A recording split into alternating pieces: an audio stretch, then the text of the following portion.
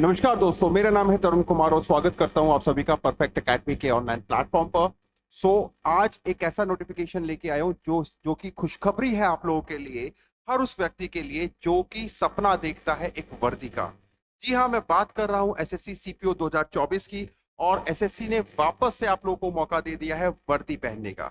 इस वीडियो के अंतर्गत हम बात करेंगे कि इस एग्जामिनेशन के लिए योग्यता क्या है, इस एग्जामिनेशन के लिए आपकी शारीरिक योग्यता क्या है या शैक्षिक योग्यता क्या है।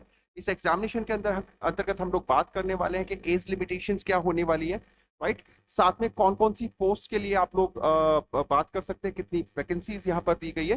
तो हम डिटेल में ये वीडियो करने वाले हैं। आइए जरा समझते हैं कि इस वैकेंसी के बारे में। तो अगर मैं स्टार्टिंग में देखता हूँ तो हमें एक चीज समझना होगा कि जो सीपीओ का एग्जामिनेशन होता है वो दो कॉन्सेप्ट में आता है। एक तो एसएससी इसको दिल्ली पुलिस के लिए निकालता है, दूसरा हमारा सेंट्रल आर्म पुलिस फोर्सेस के लिए निकालता है, जो कि जिसमें हमारा बीएसएफ हो गया, सीआरपीएफ वगैरह हो गया। ठीक है, तो दो कॉन्सेप्ट में ये हमें वैकेंसी देखने को मिलती है। इसका जो फॉर्म आप लोगों को देखने को मिलेगा वो 4 तारीख को ऑलरेडी निकल चुका है। लास्ट डेट जो फॉर्म की होगी वो 28 मार्च 2024 है। यानी कि आप अपना फॉर्म 28 तारीख रात 11 बजे तक सबमिट करा सकते हैं।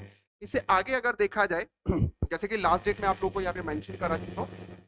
फीस सबमिट कराने की जो लास्ट डेट है वो 29/3/2024 है। रात 11 बजे तक आप अपनी फीस सबमिट करा सकते हैं।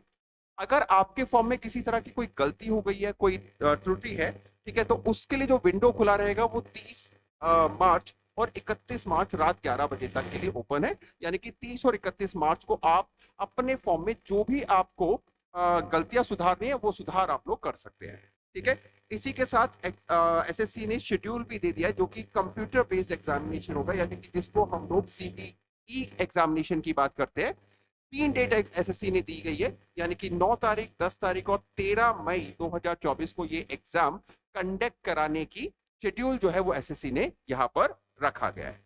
अब जैसा कि मैं आप लोगों को बता रहा हूं कि भाई अगर यहाँ पे देखा जाए तो बेसिकली जो वैकेंसी आती है वो एसआई यानी कि सब इंस्पेक्टर की हमें सीपीओ के अंतर्गत देखने को मिलती है।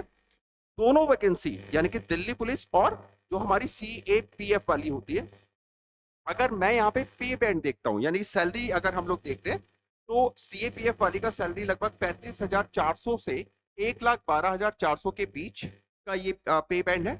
उसी तरह से अगर मैं एग्जीक्यूटिव सब इंस्पेक्टर यानी कि दिल्ली पुलिस वाले की बात करता हूँ तो इसका भी पे बैंड हमारा 35,400 से 1,12,400 के बीच देखने को मिलता है, राइट।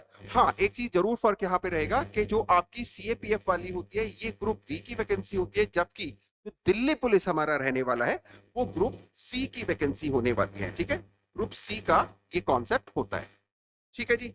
अगर आगे यहाँ पे बात करी जाए कि भैया वैकेंसीज किस तरह की होगी, कितनी वैकेंसीज हैं, तो आप लोग को जो है यहाँ पे टोटल बता देता हूँ। जो टेंटेटिव वैकेंसी एसएससी के द्वारा दी गई है, जो टोटल डिटेल हमें दी गई है, राइट। अगर मैं दिल्ली पुलिस वाली पहली बात करता हूँ, दिल्ली पुलिस मेल की अगर मैं बात करता हूँ तो total number of the vacancy यहाँ पर हमारे पास देखने को हमें मिलती है 125 125 दिल्ली पुलिस एग्जीक्यूटिव की, जिसमें की यूआर की हमारे पास 56 वैकेंसीज है, ओबीसी की हमारे पास 30 वैकेंसी है, एससी की हमारे पास 17 वैकेंसी है, एसटी के लिए हमारे पास 9 वैकेंसी है और ईडब्ल्यूएस यानी कि जो इकोनॉमिकल वीकर सेक्शन है उसके लिए हमारे पास 13 वैकेंसीज यहाँ पर देखने को मिलती हैं। अब आप कह रहे होंगे कि सर ये बाकी वैकेंसीज कौन सी है, तो आपको बता देता हूँ। बेसिकली जितने भी total number of the vacancies होंगी उसका 10% एक्स सर्विसमैन के लिए जाता है, यानी कि एक्स सर्विसमैन के लिए कोटा फिक्स होता है।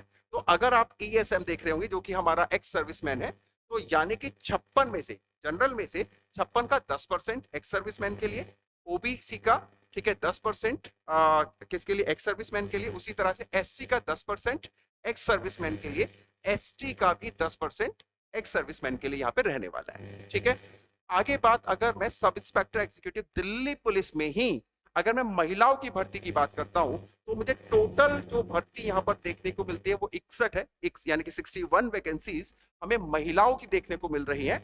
और इसमें जनरल के लिए 28, ओबीसी के लिए 15, एससी के लिए 8, एसटी के लिए 4 और ईडब्ल्यूएस कोटे से 6 वैकेंसी देखने को हमें यहाँ से मिल रही है। अब बात कर लेते हैं हमारे सेंट्रल फोर्सेस की। अगर मैं सेंट्रल फोर्सेस में बात करता हूं तो बीएसएफ में मुझे total number of the vacancy 892 देखने को मिल रही है, यानी कि जिसमें का 90% हमारा ESM में चला जाएगा, एक्स सर्विसमैन में चला जाएगा, तो अच्छी खासी वैकेंसी BSF के लिए भी आई हुई है। अगर मैं यहाँ से CISF की बात करता हूँ तो 1500 यानी कि 1597 वैकेंसी, अच्छी खासी वैकेंसी हमें देखने को मिल रही है CISF की।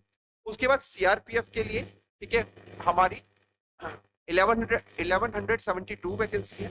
ITBP के लिए 278 वैकेंसी है। SSB के लिए हमारी 62 वैकेंसी है। टोटल मिलाकर 4001 वैकेंसी कुल में इसके लिए हमारी सेंट्रल फोर्सेस के लिए है। और अगर हम लोग यहाँ देखते तो तकरीबन ये 4200 के आसपास वैकेंसी हमारी टोटल बन जाएंगी। चलिए जी, अब एज क्राइटेरिया क्या है? देखो, अगर मैं एज क्राइटेरिया की बात करता हूं तो यहाँ पे आप लोगों को ये बात ध्यान रखना है कि आपकी एज 20 से 25 साल होनी चाहिए। कब? एज क्या है? 1/8/2023 से पहले, और आपका बर्थ 88 के पहले का नहीं होना चाहिए। ठीक है जी, चले, तो ये था हमारा एज रिलैक्सेशन का, उसके भी बारे में बात कर लेते हैं। SC ST वालों के लिए 5 साल का रिलैक्सेशन यहाँ पे दिया गया है। ओबीसी अगर आप बिलोंग करते हैं ओबीसी कैटेगरी से तो 3 साल का रिलैक्सेशन आप लोग को देखने को मिलेगा। एक्स सर्विसमैन में भी आप लोग को 3 साल का यहाँ पर रिलैक्सेशन, एज रिलैक्सेशन जो है वो देखने को मिल जाता है। अगर मैं यहाँ पर विडोर की बात करता हूँ, कोई डाइवोर्सी है, ठीक है, या इस तरह की कोई चीज में आपकी एज, ठीक है, 35 साल तक होनी चाहिए, 35 साल से ऊपर नहीं होनी चाहिए। और अगर कोई SC ST में विडोवर है, महिला की बात स्पेशली हो रही है, तो यहाँ पर एज जो है वो रखी गई है 40 साल। ठीक है, आगे बात कर लेते हैं। आगे हम लोग बात करते हैं एजुकेशन क्वालिफिकेशन की। आप लोग को ये बात पता ही होगा कि हमारे CPO के एग्जामिनेशन में ग्रेजुएशन मांगा जाता है। आप किसी भी डिसिप्लिन से ग्रेजुएट होगे तो वो चलेगा, ग्रेजुएशन बेसिकली यहाँ पे माना जाता है। लेकिन आपकी ग्रेजुएशन की जो डेट है वो क्या मानी गई है? वो 1/8/2024 मानी गई है। ये उन लोगों के लिए डेट है जो अभी अपनी ग्रेजुएशन में परसुइंग है। यानी कि अगर आप अपने फाइनल ईयर में हैं और आपका जो फाइनल ईयर का रिजल्ट है वो 1/8/2024 तक आ जाएगा या आने की संभावना है, तो ऐसी अवस्था में भी आप इस फॉर्म को फिल कर सकते हैं। आप योग्य होंगे इस फॉर्म को फिल करने के लिए। ठीक है, ऑलराइट। अब फिजिकल स्टैंडर्ड क्या है भाई? ऑब्वियसली बात है, SI के लिए जा रहे हैं, सब इंस्पेक्टर के लिए जा रहे हैं, और फिजिकल ना हो तो ऐसा तो पॉसिबल नहीं हो सकता। अगर मैं मेल कैंडिडेट की बात करता हूं तो आपकी जो हाइट मानी गई है वो 170 सेंटीमीटर मानी गई है। चेस्ट का भी यहाँ पे कॉन्सेप्ट दे रखा है, ठीक है, अनएक्सपेंडेड और एक्सपेंडेड। एक्सपेंडेड यानी कि फुलाकर, और अनएक्सपेंडेड यानी कि बिना फुलाए आपकी जो चेस्ट होनी चाहिए वो 80 सेंटीमीटर होनी चाहिए, फुलाने के साथ ये 85 सेंटीमीटर होनी चाहिए, राइट। लेकिन अगर मैं कैंडिडेट्स की बात कर रहा हूँ जो हिली एरिया से है, जैसे गोरखा हो गए, कुमाऊं हो गए, हिमाचल प्रदेश से हो गए, डोगरास हो गए, राइट, मराठास हो गए, कश्मीर वैली से हो गए, लेह लद्दाख के रीजन से हो गए, या नॉर्थ ईस्ट के रीजन से हो गए, तो इनके लिए थोड़ा सा पैरामीटर चेंज है। इनके लिए हाइट 165 और चेस्ट 80 और 85। चेस्ट का पैरामीटर सेम है लेकिन हाइट क्योंकि थोड़ा सा हाइट का वेरिएशन हमें यहाँ पे देखने को मिल रहा है। ठीक है, अगर मैं शेड्यूल्ड ट्राइब्स की बात करता हूँ तो वो कैंडिडेट जो शेड्यूल्ड ट्राइब से बिलोंग करेंगे उनके लिए हाइट हमें देखने को मिल रहा है 162.5 सेंटीमीटर चेस्ट, ठीक है, अनएक्सपेंडेड 77 सेंटीमीटर्स और एक्सपेंडेड 82 सेंटीमीटर्स। इसी के साथ अगर मैं फीमेल की बात करूं तो फीमेल के लिए जो हाइट मानी गई है वो 157 सेंटीमीटर्स मानी गई है, राइट। फीमेल जो कि पहाड़ी एरिया से या कुछ विशेष एथनिक से बिलोंग करती है उनके लिए 155 सेंटीमीटर्स है, और फीमेल जो ST ट्राइब से संबंधित है उनके लिए 154 सेंटीमीटर्स हाइट यहाँ पर मानी गई है। फीमेल्स के लिए कोई भी चेस्ट का क्राइटेरिया यहाँ पर हमें देखने को नहीं मिलता है। ओके, एग्जाम शीट स्ट्रक्चर क्या रहने वाला है ये बड़ा इंपॉर्टेंट हो जाएगा भाई। तो अब तक तो हमने सारे डिटेल समझे कि किस तरह से क्या होना है। एग्जाम स्ट्रक्चर में आप लोगों को पता होगा कि 2 एग्जाम होंगे, 200 नंबर का हमारा एक एग्जाम होगा प्लस 200 नंबर का मेंस एग्जाम होगा। ये जो प्री एग्जाम की बात कर रहा हूँ जिसमें कि 200 मार्क्स का जो हमारा होगा, 2 घंटे का ये एग्जाम होता है। 4 सब्जेक्ट यहाँ देखने को मिलते हैं, रीजनिंग मिल जाता है, जनरल अवेयरनेस जिसको हम GK GS बोलते हैं, ठीक है, हमें मैथ्स और इंग्लिश, तो 4 सब्जेक्ट हमें प्री एग्जाम में देखने को मिलेंगे। 50 क्वेश्चन प्रत्येक पॉइंट से हमें देखने को मिलेंगे, प्रत्येक सब्जेक्ट से हमें देखने को मिलेंगे, और 50 मार्क्स का ही यानी कि 1 नंबर का हमें एक क्वेश्चन जो मिलेगा, यानी कि ईच क्वेश्चन जो होगा, ईच क्वेश्चन होगा इक्वल टू 1 मार्क्स। 1 मार्क का एक हमारा क्वेश्चन होगा। हाँ, ये जरूर ध्यान रखने का, नेगेटिव मार्किंग 0.25 की यहाँ पर होगी। ठीक है, तो 2 घंटे का आपका एग्जामिनेशन होगा। 2 घंटे में हमें तकरीबन 200 क्वेश्चन कवर करना है इन अ पीरियड। और जो बच्चे प्री क्वालिफाई कर जाएंगे उसके बाद हमें पेपर सेकंड यानी कि मेंस की तैयारी करनी है। और मेंस में पूरी तरह से आप लोगों का इंग्लिश बहुत अच्छा होना चाहिए, क्योंकि मेंस में पूरा इंग्लिश बेस्ड होगा। इंग्लिश में भी हमें 200 क्वेश्चन देखने को मिलेंगे, 200 मार्क्स के होंगे, यानी कि वही बात, 1 नंबर का एक क्वेश्चन हमें मेंस में भी देखने को मिलेगा। और मेंस भी हमारा क्या होने वाला है, 2 घंटे का ही पेपर यहां पर होने वाला है। ठीक है, तो आई होप जिन बच्चों का सपना था कि वर्दी को पहनना है, वर्दी को अपनाना है, तो अब बहुत अच्छा मौका एसएससी ने दे दिया उन बच्चों को वर्दी पहनने का। शर्त यह है, मेहनत करनी होगी। ठीक है, पूरे दिल से आप लोगों को मेहनत करनी होगी, लग जाना होगा, दिन रात एक कर देना होगा अगर वास्तव में वर्दी चाहिए तो।